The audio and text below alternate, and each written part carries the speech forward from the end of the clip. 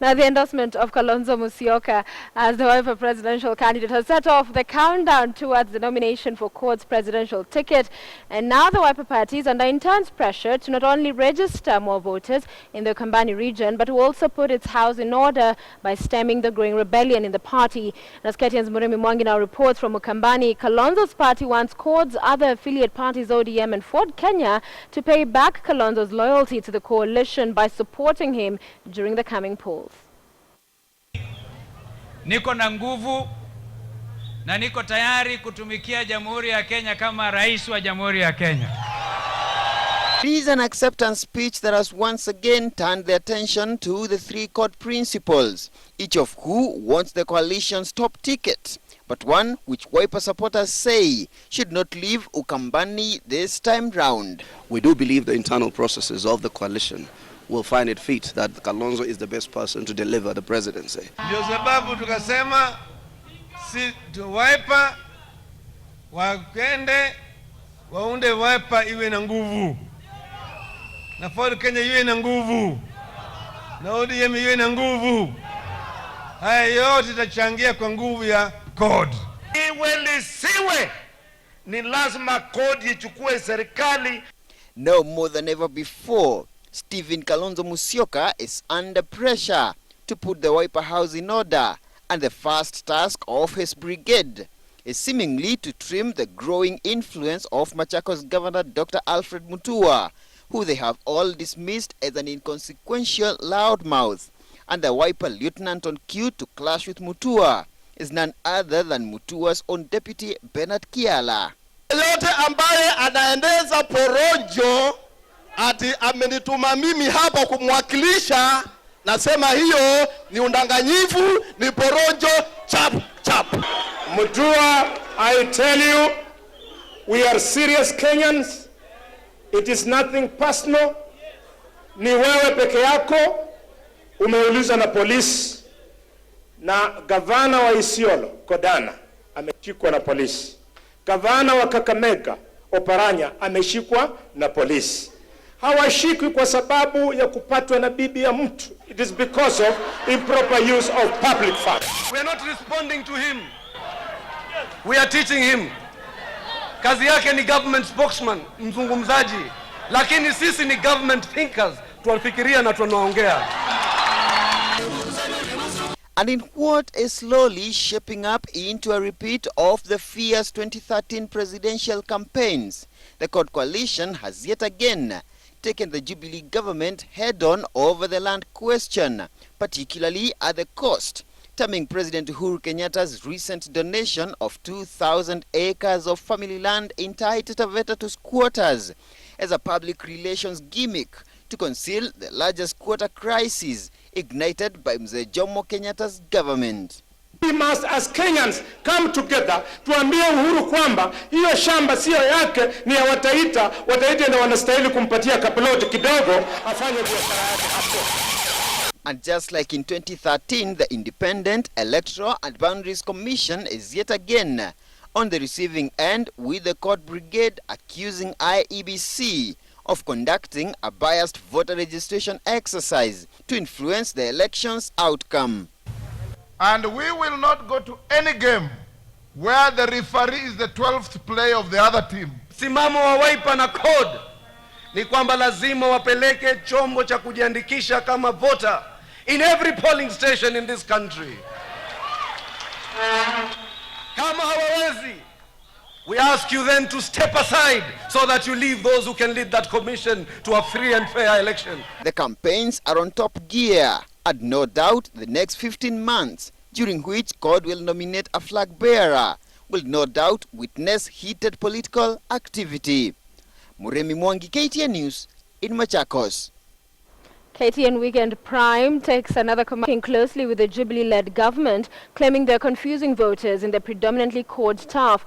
Now this comes after Uhuru Kenyatta's tour of the region that seems not to have gone down well with the parliamentarians. President Uhuru Kenyatta's Malindi tour seems to have ruffled the feathers of ODM leaders in Kilifi County, coming barely weeks after the president appointed legislator Dan Kazungu to the cabinet. Maendeleo ya nchi hailetwi na rais. mgao wa nchi anayegawa si rais. Anayegawa mgao wa nchi ni bunge letu la kitaifa. Kama una mbunge wa Kikore mnapata. Ikiwa mna mbunge Maziwalala hamtapata chochote. While addressing a public gathering at Majilango Baya Primary School grounds on Thursday, Kilifi Governor Amason Kingi accused President Kenyatta of failing Kenyans and now resorting to poaching ODM MPs to gain political mileage at the coast. Kitu ambacho kinanishangaza, wale ambao walikuja hapa na wakasema kwamba ODM si chochote, haina maana, kwa hivyo tuingie Jubilee. Wale ambao wanazungumza hivyo wako ndani ya ODM, lakini wanaambia ninyi nendeni kule, lakini sisi hatutoki, tuko hapa, lakini nendani na kina baba. Kingi also said the appointment of Dan Kazungu as cabinet secretary was well earned and not a political favor. Flanked by women representatives Aisha Jumwa of Kilifi and Mishimboko of Mombasa, the leaders also lashed out at rebel MPs said to be working with Jubilee. MPs they are now accusing of confusing voters. Usiogope zile nderemo ambazo zitakuja, zile pesa ambazo zitakuja, kwa sababu walivyokuambia ndovu olagwa ndosho. Yinyi wenyewe agirema mwamwita kadosho. Na maana yake pale bungeni hichi kiti, watu wanapiga kura ndani ya bunge kwa mirengo. Kwa hivyo na sisi pia tuwafundishe.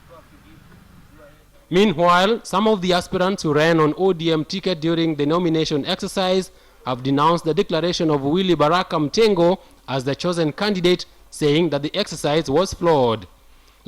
Led by Sanga Barawa, who had earlier on accepted the results and publicly declared to support Mtengo, the aspirants convened a press conference in Malindi on Thursday evening where they threatened to ditch the party. Wakituhusisha tuko tayari. Wakikataa kutuhusisha tutawaachia. Lakini hataki tuambiwe tulichangia kwa ODM kukosa kiti. Tunataka ODM ipate kiti hapa Malindi, lakini nataka ipate kiti kwa njia ambayo inafaa, si kwa kutengana wala kufanyana madharau wala kusema fulani amenunuliwa mwingine hajanunuliwa, kwa sababu ODM yenyewe haina pesa kununua mtu. Now out in KTN News. Welcome back, and on KTN Weekend Sports we begin with Vincent Rono and Pauline Kiveke are the winners of the National Prisons Cross Country Championships. Rono clinched this year's gong after recording a time of 30 minutes 10 seconds, while Pauline Kiveke was victorious in the ladies category with a time of 34 minutes. Robinson Okenye has more details. With the Kenyan cross-country season almost eating their home stretch, it was time for the National Prison Service to separate the chaff from the straw as the battle to book a slot in the national championships intensified. In the men's race, more than 60 athletes took the battle to defending champion Cornelius Kangogo, who was out to protect his crown a week after finishing second in the Le Mans road race in France. There was no clear favorite in the first 4 kilometers, but in the last 2 kilometers the battle was between last year's runners-up Vincent Rono and Ambrose Bore. Rono, however, avoided last year's mistake as he crossed the line in a time of 30 minutes 10.8 seconds, while Bore was second. Cornelius Kangogo finished third. Ninataka sasa nijaribu nikimbie national tarehe 30 nikimek na zaenda. Kwa kweli, kusema kweli, hii mbio haikuwa rahisi. Nafikiri mliona venye nilikuwa obstacle ambayo tulikuwa tukifitia mpaka kwa sasa ambayo tumemaliza hivi. Yenyewe nilikuwa nimejiandaa vilivyo nikitoka kule Kapsabet na nilikuwa naomba nafasi kayo nipate niangukie nafasi bora. In the ladies category, the competition was evident from the onset as a leading pack of 5 broke away after 2 kilometers. But with 4 kilometers to go, the battle was between Pauline Kaveke and Nancy Nziza for the tape. Pauline Kaveke was however cut above her opponent as she cruised to victory in a time of 34 minutes 36.1 seconds. Nancy Nzizaka the tape in second position, while Eunice Kioko closed in on the third position.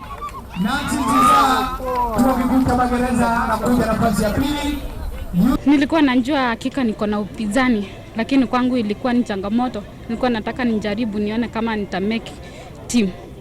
Nitajikakamua vilivyo nione kama nitaweza kupata tiketi ya kuendelea na mbele. Haikuwa rahisi sana, but I have experience for cross country though, so nikaa hapo tu nyuma tu ni target 1 and 2, then I came number 2. Enid Nyarwai won the women's 6-kilometer race, while Dominic Mailu was victorious in the 8-kilometer men's race. An opportunity to the winners here to book a spot in the team that represent Kenya in the African Cross-Country Championships. Robinson Okenye, KTN Sports. Mali secured an important 1-0 win over Zimbabwe in their Group D African Nations Championships encounter. With the win, Mali have accumulated 4 points after 2 games, while Zimbabwe remains bottom of that group without a single win. Behind the ball, Zimbabwe. Lasana standing on it. It's not going to be Koito, it's going to be Lasana. Chip over into the penalty area. The goalkeeper. Oh, it's a goal for Mali! They were queuing up at the far post, and that goes in. And anybody could have scored that. It was just an easy opportunity, wasn't it? Sissoko is the scorer, the number 13, and well, that is a lifeline for Mali. But just look, the defence was ripped to shreds. You can see that they're just confused who was marking who. 3 players came in at the back. And finally, in some of today's English Premier League matches, substitute Charlie Austin scored a late winner on his debut as Southampton beat a lackluster Manchester United at Old Trafford, while Adam Lallana's injury time strikes. So Liverpool edge a 9-goal thriller at Norwich in one of the most dramatic Premier League games of the season. And I understand it's on that note that we're going to wrap KTN Weekend Prime. Thank you so much for joining us. My name is Sophia Wanuna. Enjoy the rest of your viewing.